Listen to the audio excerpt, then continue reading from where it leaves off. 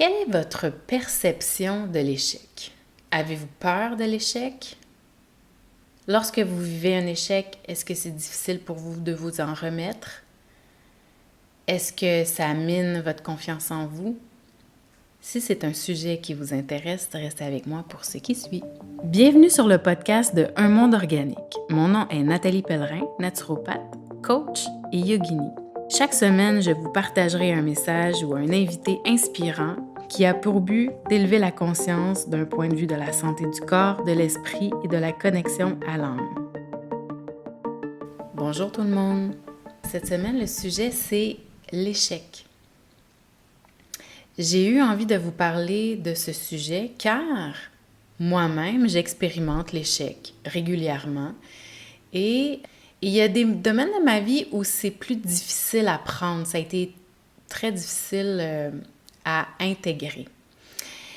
Et j'ai fait le chemin intérieur, parce que c'est de ça que je vais vous parler aujourd'hui, évidemment, le chemin intérieur. Et ça m'a appris beaucoup sur la perception que l'on a en général de l'échec et comment le percevoir d'une façon qui nous supporte. Alors, tout d'abord, l'échec.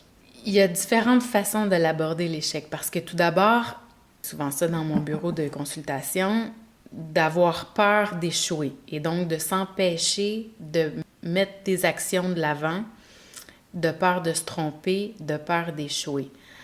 Alors, dites-vous que si vous avez cette tendance-là, cette peur-là vous fait échouer dès le départ. Donc, c'est de se poser la question, parfait, j'ai peur, j'ai des doutes.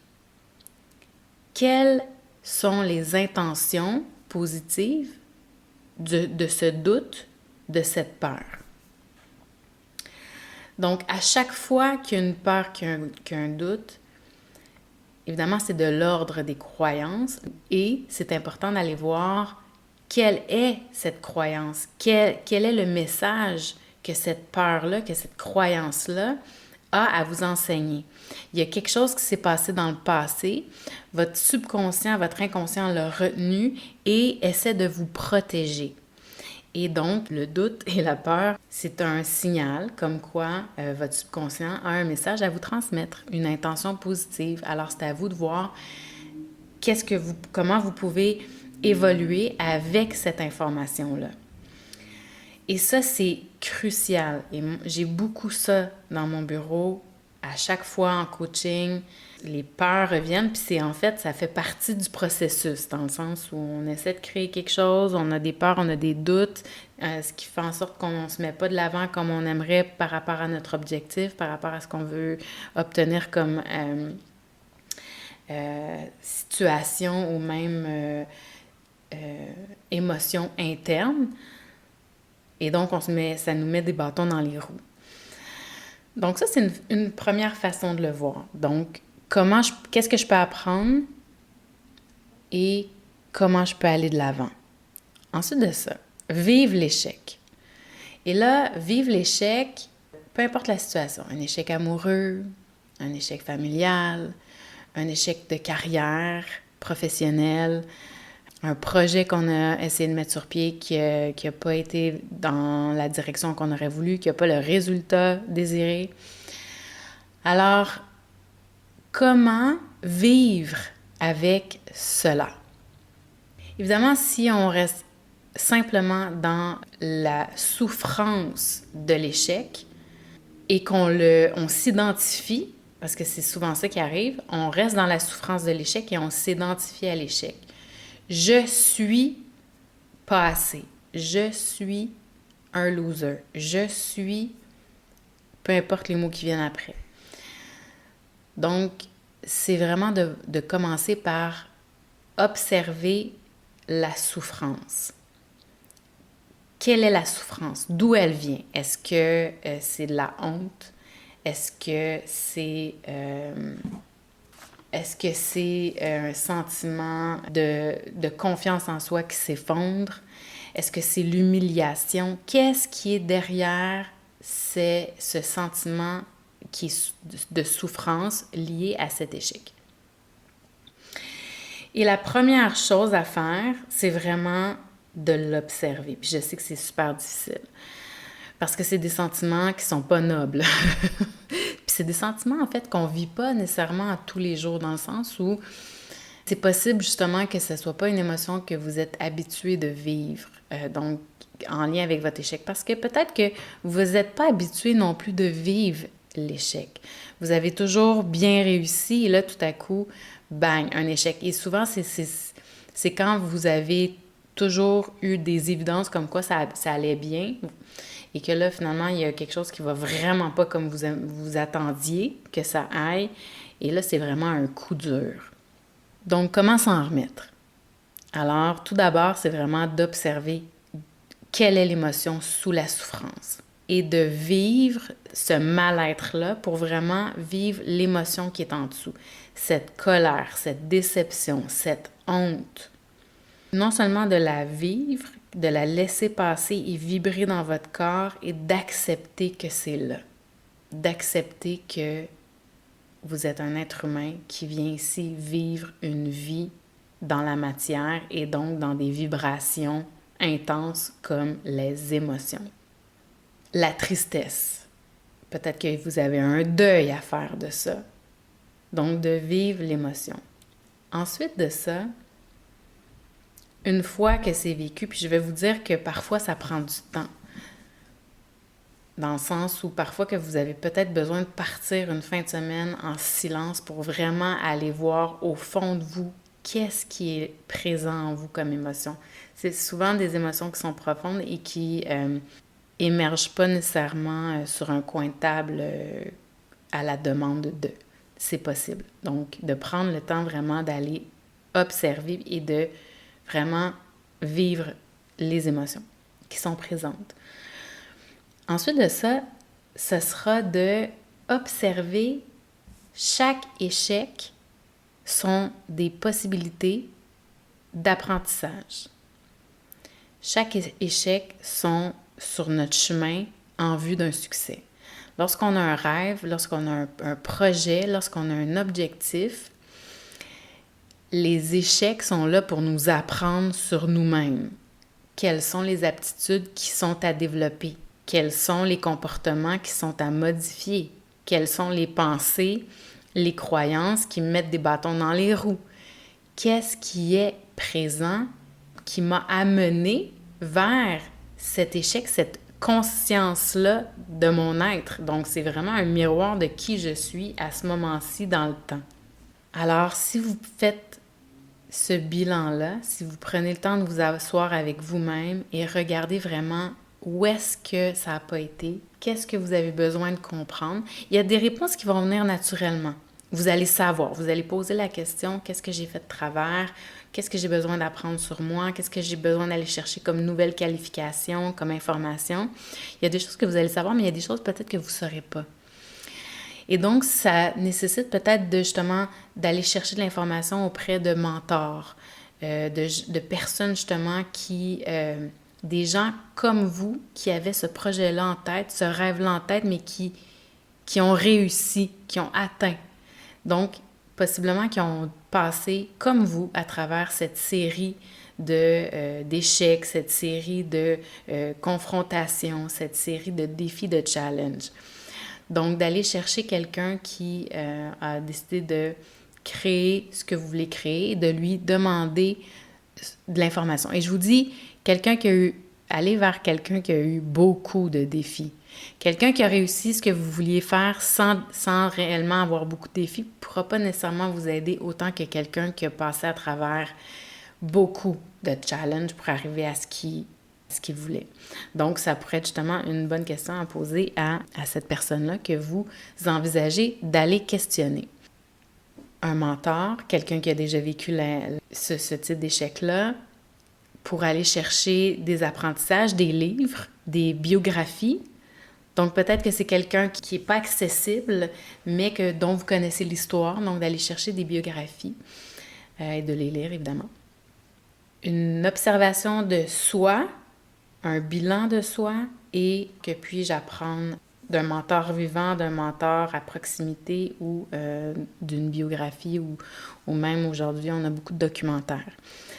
Et finalement, aller de l'avant, continuer d'aller de l'avant. Et plus vous allez faire face à l'échec, plus vous allez faire face à ce type de confrontation, d'adversité, de challenge, de défi, plus vous allez vous renforcer, plus vous allez devenir fort, ancré, que votre confiance en vous va se construire sur ça. Et plus vous allez évoluer à une vitesse grand V. Évoluer, apprendre à vous connaître, vous développer dans ce que vous voulez développer en termes d'aptitude, de connaissances, de qualité d'être qui vous permettent d'atteindre vos rêves, vos projets, vos aspirations. Alors, continuez d'aller de l'avant et continuez de viser cette nouvelle version et cette prochaine version de vous parce que vous ne serez plus jamais la même. Et c'est la beauté, en fait, de l'échec. Parce que dans tous les succès, vous n'apprenez pas de vos succès. Évidemment, si vous avez fait face à l'adversité, au challenge, au défi, à l'échec, à travers votre cheminement vers le succès, vous allez apprendre de ces défis-là. Mais si vous avez une ligne droite vers le succès sans rien vivre comme défi challenge, vous n'apprendrez pas. Sur vous, vous n'apprendrez pas nécessairement non plus vous élèverez pas votre conscience par rapport à des connaissances, à de l'apprentissage, etc. Donc, les échecs sont là pour vous permettre de vous élever, d'évoluer. Tous les grands hommes d'affaires, tous les politiciens, tous les gens qui ont des grands rêves ont fait face à encore plus d'adversité. Et si vos rêves sont très grands, attendez-vous à vivre cette adversité. Et j'ai même envie de vous dire, plus votre rêve est grand, plus votre dharma est grand, plus vous allez faire face à des échecs, à des défis, à des challenges pour vous permettre d'apprendre à vous connaître et de faire des sauts quantiques d'évolution de vous-même. Et c'est magnifique et extraordinaire. On est ici comme être humain, comme âme incarnée pour ça. On est ici pour mettre la lumière dans nos consciences, élever notre conscience. On est ici pour évoluer. Donc, si la vie est douce tout le temps et que ça ne nous permet pas de faire des sauts dans notre évolution, c'est correct. Mais c'est pas nécessairement le pourquoi on est ici. Donc, si on fuit notre dharma, si on fuit notre mission de vie, si on fuit l'appel de notre âme de s'engager sur un chemin, et souvent, c'est des rêves. Donc, j'ai ce rêve-là de, je sais pas moi, de construire cette maison-là de mes propres mains. J'ai toujours eu ce rêve-là. Évidemment, c'est un exemple peut-être assez facile à comprendre. Vous n'avez jamais construit une maison, vous avez ça comme rêve. Évidemment, vous allez devoir apprendre sur comment construire une maison et vous allez devoir apprendre sur c'est quoi vos qualités et vos forces dans le fait de construire une maison. Donc, évidemment, ça va vous demander de changer de version de vous complètement. Donc, non seulement vous êtes une version de vous avant l'appel de votre dharma, avant l'appel de ce projet-là que vous voulez mettre sur pied, de ce rêve-là, et éventuellement, vous êtes des versions améliorées de vous à chaque fois que vous vivez un défi où vous devez apprendre quelque chose de nouveau sur vous, où la vie vous force à apprendre sur vous, à aller chercher des nouvelles connaissances et des nouveaux apprentissages. Donc, n'arrêtez pas d'avancer. N'arrêtez pas d'avancer parce que vous avez vécu un échec. Allez chercher de l'aide. Allez chercher de l'aide psychologique. Allez chercher un coach même si vous avez besoin justement de vous soutenir à travers cette épreuve-là. Mais n'arrêtez pas d'avancer parce que quelque part, il s'agit juste de passer d'un niveau de conscience à un autre. Et une fois que c'est fait, vous allez pouvoir continuer d'avancer, recréer ce que vous vouliez créer et réussir. Enfin. Donc, vous allez, par exemple, construire cette maison. Ça ira peut-être pas tout à fait comme vous auriez aimé. Et finalement, peut-être que vous allez vendre cette maison et vous allez décider d'en construire une autre. Et là, ce sera le succès que vous cherchiez. Peut-être que non. Peut-être que finalement, il va falloir vendre cette maison et en rebâtir une autre. Et c'est vraiment une figure de style, là. C'est vraiment une façon de parler parce que ça peut être dans n'importe quel domaine. Ça peut être et je vais même prendre les relations dans un instant pour vous donner un exemple. Alors, cette troisième maison-là, peut-être que, alors là, ce sera exactement ce que vous voulez. Puis de toute façon, vous continuez toujours d'évoluer. Donc, évidemment, les plans de la maison, entre la maison 1 qui était votre rêve et la maison 3 qui est encore votre rêve, mais n'est plus du tout le même plan. Parce que vous avez évolué à travers cette expérience de vie-là. Et c'est la même chose pour les relations. Par exemple, les relations homme-femme. Vous avez rencontré des hommes, vous avez été avec le même homme pendant un certain nombre d'années, et finalement, vous avez appris sur vous, vous avez appris sur vos patterns. La relation, finalement, n'a pas marché. Vous avez tout donné votre énergie pour essayer que ça fonctionne, et finalement, vous apercevez que c'est pas fait pour vous, vous n'y arrivez pas. Et je vois ça beaucoup, il y a tellement de femmes seules, mais de femmes seules, pas nécessairement par choix, mais parce qu'ils ont décidé qu'ils ont acheté, en fait. Encore une fois, ils se sont identifiés au fait que ils tombaient toujours sur ce genre d'homme-là, donc valait mieux arrêter de chercher. Et finalement, en bout de ligne, encore une fois, si on reprend accepter, vivre l'émotion de l'échec, l'émotion de la souffrance, l'émotion du rejet, l'émotion de l'incompréhension, de la déception, etc. Et après ça, d'aller voir qui suis-je? Qu'est-ce que j'ai à apprendre de cette situation-là? Qu'est-ce que j'ai appris?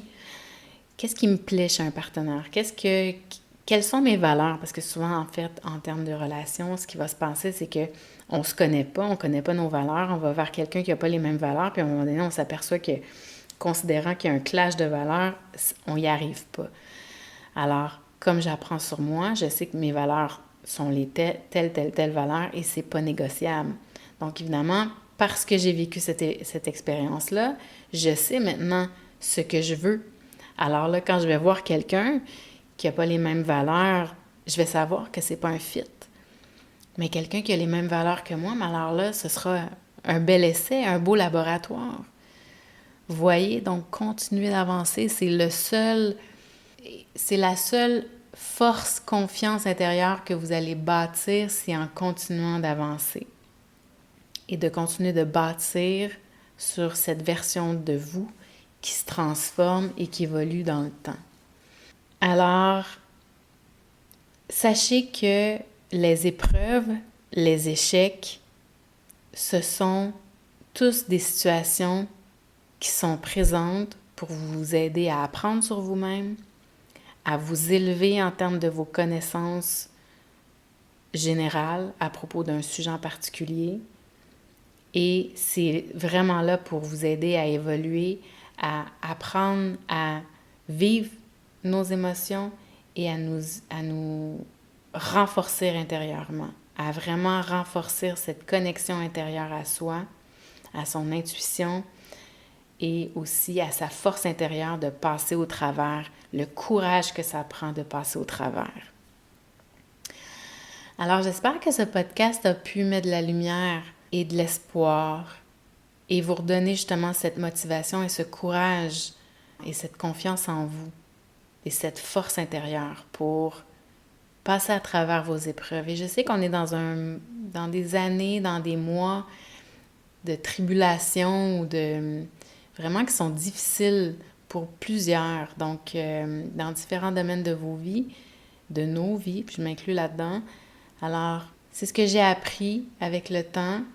C'est ce que je continue de travailler et évidemment, c'est ce que je continue de faire avec mes clients, mes clientes. Alors, je vous souhaite une excellente fin de journée.